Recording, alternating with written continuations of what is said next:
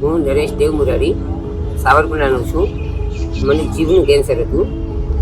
મારું operate doctor રોનક સાહેબ વ્યાસે કરેલું છે.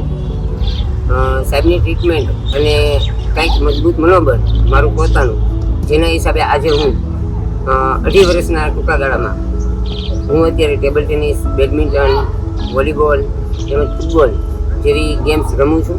હાલમાં અત્યારે હું અખિલ ભારતીય મુલકી સેવામાં ટેબલ ટેનિસ પણ રમવા માટે આવ્યો છું. કેન્સર કોઈ મોટો રોગ નથી.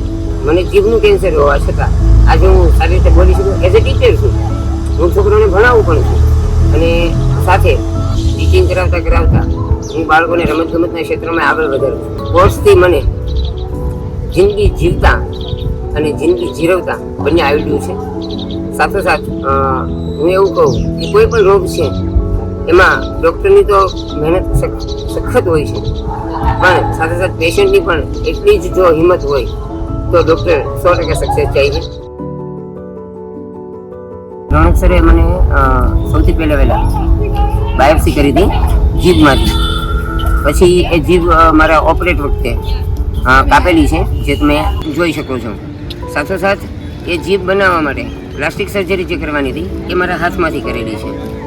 અહીંથી જીભ બનાવી, અહીંથી કાપી એટલો ભાગ અને અહીંથી નસ લીધી, એનાથી જીભ બનાવેલી છે. અને અહીંયા જે ખાડો પડ્યો એ પગમાંથી ચામડી લીધેલી છે.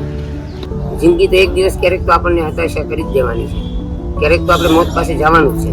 તો શા માટે રીબાઈને જોવું? બધાને ગોડ બ્લેસ યુ. બધા સ્વસ્થ રહો, નિરોગી રહો અને રમતા રહો.